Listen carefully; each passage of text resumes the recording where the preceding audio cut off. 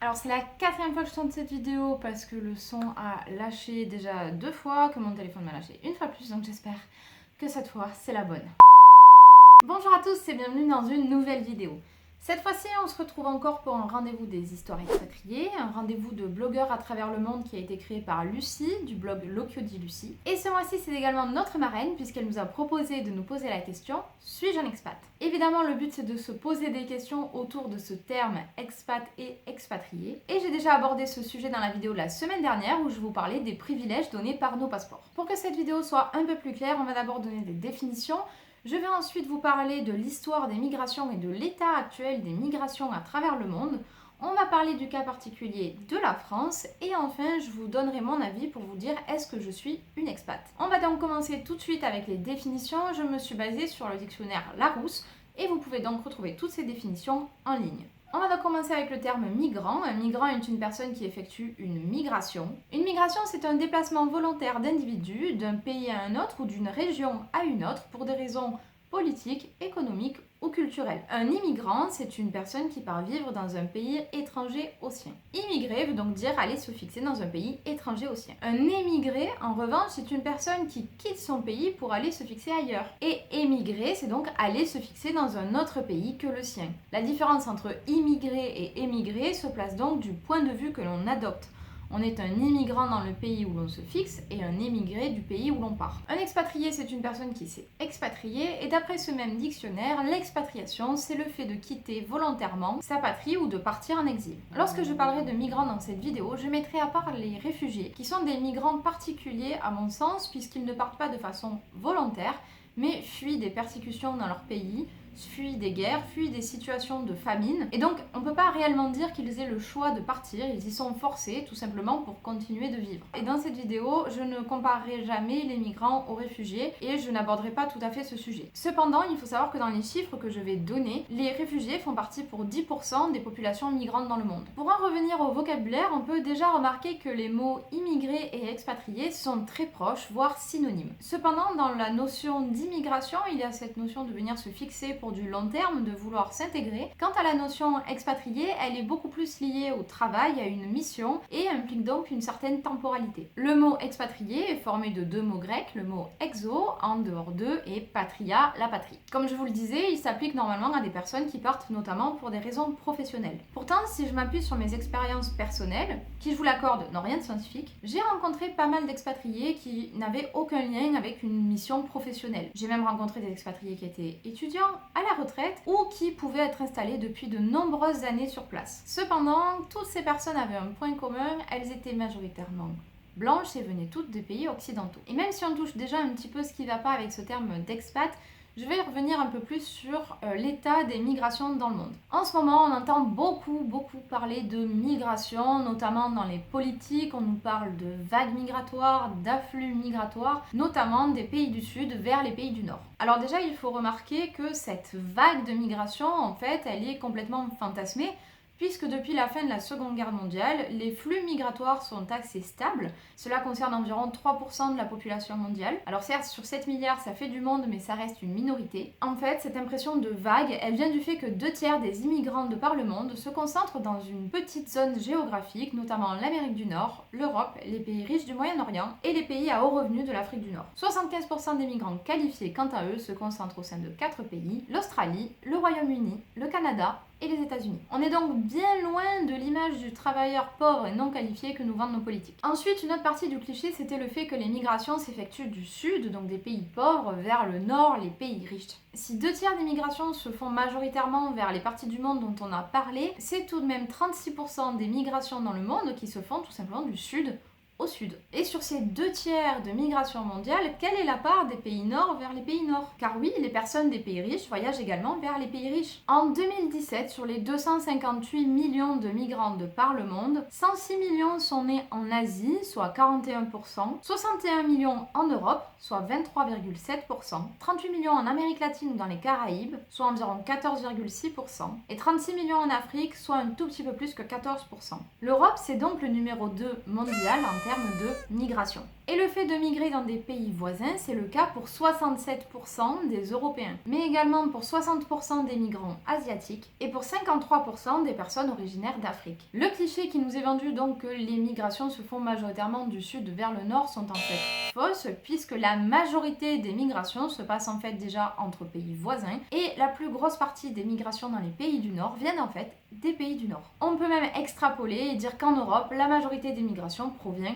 de l'Europe. Mais alors qu'en est-il de la France et des émigrés français? En France, on ne parle pas de diaspora, on parle de Français établis hors de France. Au registre des Français établis hors de France, tenu par le ministère des Affaires étrangères, on enregistre un peu plus de 1 800 000 personnes. Cependant, cette inscription n'est pas obligatoire, elle vous permet simplement de faciliter vos démarches dans le pays ou de pouvoir voter sur place. Et le ministère estime qu'en réalité, c'est 2,5 millions de personnes qui vivent en dehors du territoire français. Au total, ce sont 47% des Français qui vivent au sein de l'Union européenne ou de la Suisse. Je suis donc allée consulter ce registre et j'ai fait quelques calculs afin de savoir le nombre de Français qui vivaient dans les anciennes colonies françaises. Au final, si on enlève le Canada ou les États-Unis, puisque c'était une partie seulement du pays qui était colonisée et qu'on ne peut pas savoir précisément la proportion de Français qui vivent dans cette partie-là, quand bien même on peut imaginer que pour le Canada, la majorité des Français vivent dans la région du Québec, ce sont 16% des Français qui vivent dans les anciennes colonies. Je fais ici cette remarque car immigrer vers les anciennes colonies, c'est souvent quelque chose qui nous apparaît comme facile, ou en tout cas qui est vendu comme tel. Il y a souvent peu de problèmes avec la langue, d'autant plus si le pays est membre de l'OIF, l'Organisation internationale de la francophonie. Il y a déjà pas mal de Français sur place, il y a une certaine facilité culturelle. Bref, la France est un pays d'émigrés. Ce serait même le pays au monde qui a le plus de présence à l'étranger, puisque nous sommes présents dans au moins 168 pays. Et si la France, comme le Royaume-Uni ou d'autres anciennes puissances coloniales, reçoit beaucoup d'immigration de la part de ces anciennes colonies, il faut aussi remarquer qu'elle y envoie encore pas mal de monde. Attention, pour tous ces chiffres, je n'ai pas pu savoir la part de Français ayant la double nationalité. Car il ne faut pas oublier que si les migrations se font aujourd'hui majoritairement entre pays voisins, pendant une bonne partie des derniers siècles,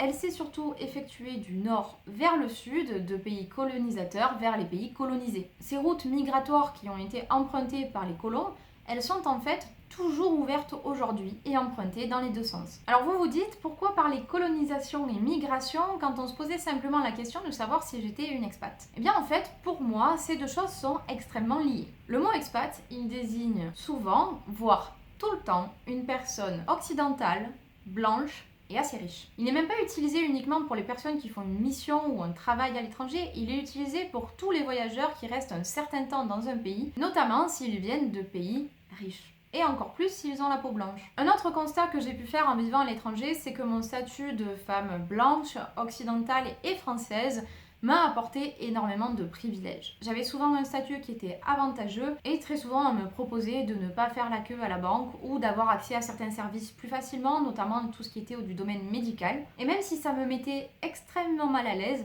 il faut bien reconnaître que j'ai dû en profiter, ne serait-ce que déjà parce que j'ai eu le droit de voyager. Le problème derrière toutes ces notions d'expat, d'immigrés ou de migrants, ce sont tous les préjugés qui sont derrière. Je n'aurais pas de problème à m'appeler expat si on considérait qu'une personne, par exemple marocaine installée en France, ayant un travail et ayant bougé pour des raisons professionnelles, était elle-même qualifiée d'expat. Sauf que force est de constater que ce sera sûrement pas le cas et qu'on va plus qualifier cette personne de migrant ou d'immigré. Ce serait d'ailleurs complètement hypocrite de dire que les gens vont appeler cette personne un expat. En fait, en utilisant le terme expat, les personnes se différencient du migrant lambda. Derrière tous les préjugés qu'on peut mettre derrière le migrant, l'Européen, lui, a envie de dire qu'il apporte quelque chose d'autre. Ce sont des personnes qui estiment qu'en voyageant, elles apportent un peu plus d'argent, un peu plus de compétences, et si ce n'est pas un préjugé raciste, je ne sais pas ce que c'est. Puisque évidemment que sur place, il y a des personnes qui ont ces compétences de travail et qui pourraient tout à fait remplir ces rôles. En fait, le terme expat, il sert juste pour moi à affirmer la supériorité des expats par rapport aux autres migrants. Il faudrait donc jouer avec les mots par rapport à ce mot expat. Certains voudraient que, afin que la notion prenne tout son sens, on se mette à qualifier beaucoup plus souvent et systématiquement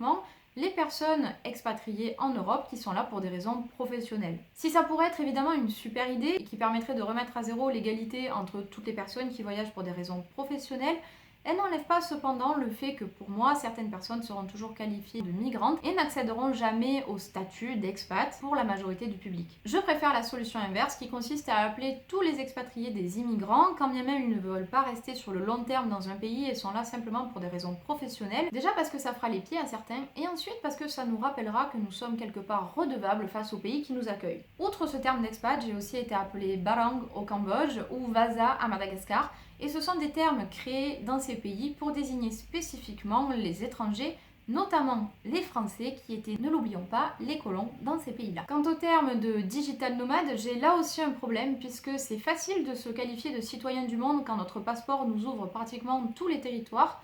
Mais il faut bien reconnaître que c'est encore une fois un statut qui est extrêmement privilégié. C'est encore pour moi un statut qui est plein d'inégalités et je ne suis pas sûre qu'un digital nomade qui arriverait d'Asie ne soit tout simplement pas qualifié d'immigrant plutôt que de digital nomade. Alors est-ce que je suis une expat? De mon avis, si une chose est certaine, c'est que je suis émigrée. Je suis partie de mon pays pour partir vivre ailleurs. Et forcé de constater que j'ai fait partie des cercles d'expats à l'étranger. Quelque part, quand on voyage, on n'a pas le choix. On est toujours un peu le représentant de son pays et on représente également sa communauté. Et malheureusement, ça ne s'est pas toujours très bien passé. J'ai vu des compatriotes français se comporter tout simplement comme des colons à l'étranger et ce sont d'ailleurs souvent ces mêmes personnes qui vous crient que non, elles n'ont aucun privilège, qu'elles se sentent très bien chez elles dans ces pays-là, mais qui n'ont cependant fait aucun effort pour apprendre la langue, pour essayer de s'intégrer, pour essayer de comprendre la culture locale et essayer de s'y adapter, et qui très souvent respectent rien et personne sur place. Face à ces expats colons, j'ai eu énormément de mal à l'étranger à garder mon calme et c'est une des raisons qui, lorsque je suis rentrée de Madagascar, m'ont fait dire que je ne voulais plus m'expatrier dans des pays qui étaient des anciennes colonies françaises, puisque j'en avais déjà fait 2, entre le Cambodge et Mada, et que je considère qu'il y a dans ces pays les ressources humaines et les ressources matérielles nécessaires pour acquérir leur propre développement sans que j'aille y mettre mon grain de sel. Cependant, il faut bien le dire, j'ai un blog et une chaîne YouTube dédiée au voyage et à l'expatriation et j'aurais énormément de mal aujourd'hui à faire sans ce mot. Même si j'ai énormément de mal avec ce qu'il comporte et les notions qu'il véhicule, il faut reconnaître que c'est un mot de recherche qui m'apporte beaucoup plus de visibilité que le mot immigration. Du coup, je vais continuer à utiliser ce mot, même si je vais essayer de parler de plus en plus d'immigration. Du coup, je vais toujours utiliser ce terme, mais je vais l'utiliser en me rappelant bien que j'ai de la chance d'être française, d'être soutenue, d'avoir une famille, d'avoir la peau blanche et de venir d'un pays riche, et que si ces chances-là, elles m'ouvrent énormément de territoires et de pays à aller visiter, il ne faut pas que j'en abuse et que je considère que cette ouverture soit une supériorité sur les personnes que je rencontre. Je vais donc finir en disant que je suis une immigrée et que j'aimerais vraiment du fond du cœur que tous les expats que j'ai rencontrés à l'étranger s'en rendent compte eux aussi. Voilà, cette vidéo est maintenant terminée, merci de l'avoir regardée. Si le sujet vous intéresse et que vous avez envie d'avoir un peu plus de données et que vous souhaitez accéder aux sources que j'ai utilisées pour faire cette vidéo, je vous renvoie vers mon blog, le lien est dans la description, où j'ai listé la totalité des rapports que j'ai utilisés. Je me suis notamment basée sur des rapports de la Banque mondiale sur les migrations et des Nations Unies. N'hésitez pas à laisser un commentaire pour dire ce que vous pensez de ce mot expat et de comment vous vous considérez si vous vivez à l'étranger. Si cette vidéo vous a plu, n'hésitez pas à mettre un pouce bleu, n'hésitez pas à vous abonner à la chaîne, je sors une nouvelle vidéo tous les samedis midi. Et enfin, évidemment, je vous invite à aller visiter la page Facebook Histoire Expatriée pour découvrir les réponses à cette question des autres blogueurs participants au rendez-vous. En attendant, je vous fais des gros bisous et je vous dis à bientôt.